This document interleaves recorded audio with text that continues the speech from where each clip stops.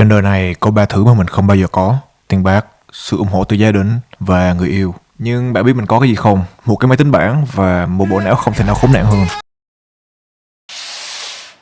Đây là Surface Go 2.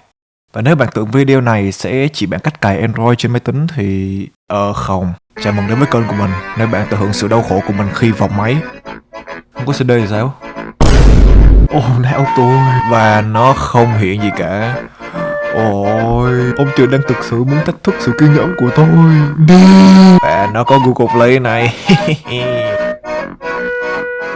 Máy đang chạy Windows khá ổn, mình dùng để edit video luôn. Chơi game cũng tạm nếu biết tôi yêu. Nhưng mà mình đã có máy chơi game rồi. Cái mình chưa có là một cái tablet Android. Để đánh giá thì mình thích. Nếu chỉ để chơi game Android thì cài BlissOS là hợp lý. Nhưng mình vẫn cần làm việc edit này nọ, nên phải kiếm cái gì đó hỗ trợ app Linux được nữa. Một hệ điều hành vừa chơi game, vừa làm việc, vừa cảm hứng mượt mà. Thế là mình nghĩ ngay đến Chrome OS. Vấn đề là Chrome OS là hàng độc quyền của Google, không có bản tải chính thức. Nhưng đời còn nước còn tát nên ta có Brunch, một công cụ tạo bản Chrome OS cho máy từ Recovery Image chính chủ.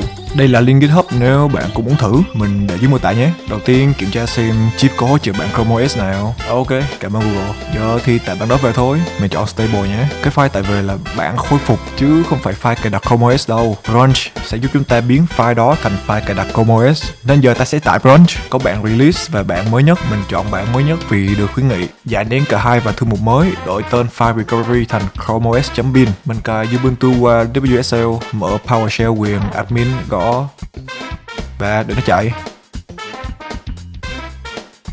Sao nó kẹt ở đây hơi lâu quá nhờ. Thế là mình quyết định restart máy và đoán xem nó đứng đùa màn hình restart. Trời ơi, cuối cùng cũng vào lại được. Giờ lại phải mở PowerShell và tải lại lần nữa. Lần này rút kinh nghiệm là mình sẽ để cho nó tải xong. Rồi giờ nó mới bắt mình restart nè, nên mình sẽ restart. Nếu làm đúng theo hướng dẫn thì đáng lẽ giờ nó sẽ hiện một cái cửa sổ Ubuntu chứ nhỉ. Vẫn chưa có chuyện gì xảy ra cả. Mình quyết định tải nó lại một lần nữa, y như rằng giờ thì nó mới bắt đầu cài thật. Đây rồi, cuối cùng cũng vào được Ubuntu. Đăng nhập thôi. Lại con bắt biết thường. Giờ chỉ cần copy lệnh này và nhấn chuột phải để nó dán ra. Khá chắc là tôi vừa tạo mật khẩu xong, và bằng cách nào đó thì giờ tôi đã quên mất rồi. Yes, chạy đi. Dấp, đã 15 phút rồi và nó vẫn chưa xong ơi. Thôi tôi đi ngủ đây. Cuối cùng cũng xong, chúng ta đã có file Chrome OS rồi. Giờ chỉ cần copy phần này, dán thêm đường dẫn file Chrome OS ở sau. Có vẻ là do ngược dấu. Do đã ở một System 32, chắc phải dùng lệnh CD để thoát ra. Chọn con mẹ luôn, mà não tụi nó quá to, Giờ chỉ cần dán lại lệnh hồi nãy là nó vẫn vậy. Ây, trời ơi, không có CD thì sao? Não tôi. Hóa ra là tôi ghi đúng rồi, nhưng mà phải biết thường mới được. Mẹ ơi. Cuối cùng cũng xong. Giờ sẽ copy và dán lệnh này, nhưng thay Chrome OS file name bin gì đó thành Chrome OS.bin mà mình đã thay thế tên ấy. Và giờ chúng ta đợi 21 phút. 1 tiếng 27 phút. Chút ngủ ngon.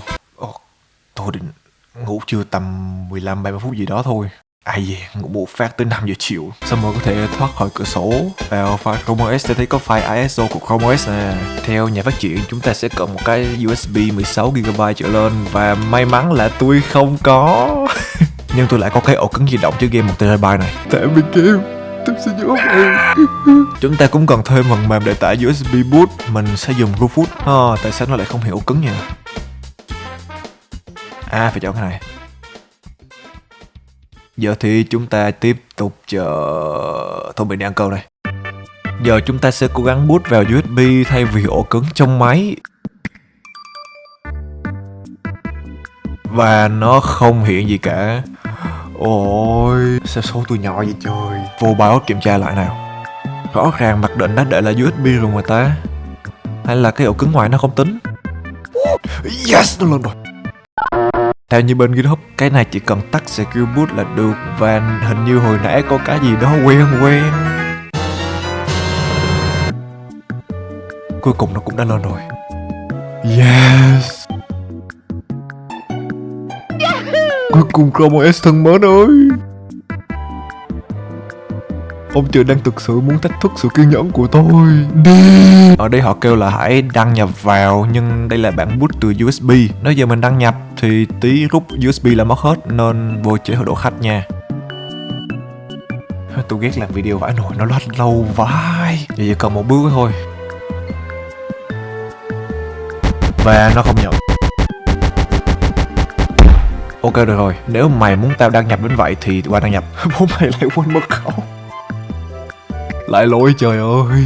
Rõ ràng là lỗi ở đây không phải do tôi nhập sai, tôi đã nhập đúng mật khẩu rồi. Lên mạng search lỗi này thì có vẻ khá nhiều người bị, và đây là lỗi của Chrome OS gốc. Cách tốt nhất là nên reset lại toàn bộ mọi thứ. Mình nhấn Ctrl O R để power wash, reset lại Chrome OS, và sau rất nhiều lần tắt đi bật lại máy, cuối cùng giờ đã ở trong trình duyệt rồi. Nhấn Ctrl O F2 để vào terminal nè. Đăng nhập bằng root. Dùng lệnh này để hiện ổ cứng trong máy.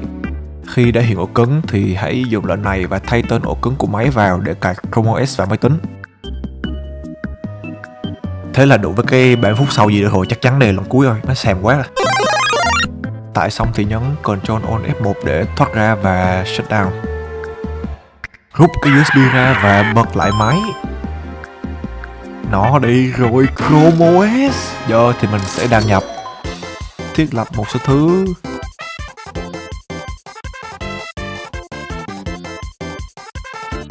Và nó có Google Play này.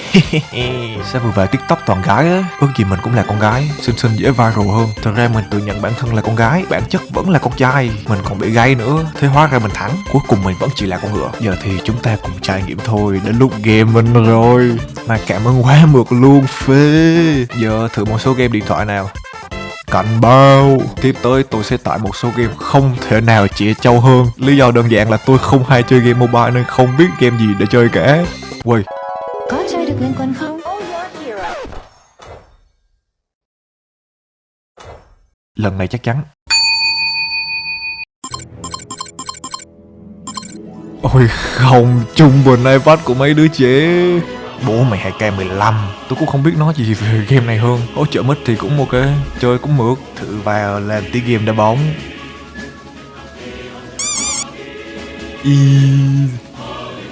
Rồi lát rồi. Thôi chờ lại bình thường, ok thì bình thường rồi. Giờ thì máy nó bắt đầu hơi ấm rồi đó. Vừa vào game mà tí hơi nóng rồi đấy. Sao chưa làm gì ở lát rồi? Mấy chuyện gì đã xảy ra với Angry Birds vậy?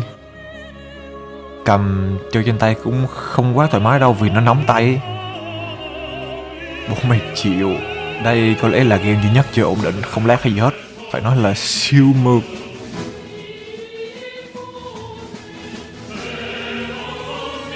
Chơi khá là mượt này. À không, tôi rút lại câu rồi. Không ổn định lắm. Đặc biệt là lúc có hiệu ứng vàng thì nó lag ngay lập tức luôn. Game này có lẽ là game lag nhất, không chạy nổi gì luôn. Bị tông một phát là tỉnh luôn này. Game hay đấy. Trời, chắc nhấp nhẹ nhẹ đã chơi được nè. À không, tôi nhầm. Giờ thì làm thì bắn súng. Mà nó lag vai.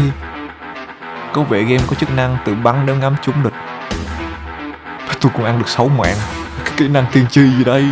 Nói chung thì máy chạy khá là mượt. Tuy nhiên khi dùng cái tác vụ nặng máy nó cũng khá nóng đấy. Thời lượng pin tụt rất là nhanh. Trung bình dùng TikTok thì cứ 1 phút nó sẽ hao 2%. Có nghĩa là 100% chỉ chơi được 50 phút thôi. Nhưng nếu dùng để làm việc thì con máy này quá là phù hợp với mình, vì nó không hao pin quá nhanh. Vì mình chỉ dùng để viết kịch bản video và xem YouTube gì đó. Nhưng mà cảm giác dùng Windows nó tiết kiệm pin hơn một chút. Camera cũng không được hỗ trợ. Bù lại tháo bàn phím ra là chuyển sang chế độ tablet luôn. Lý do đặc biệt hơn là mình sẽ dùng con máy này để kết hợp quay video. Bạn thấy không?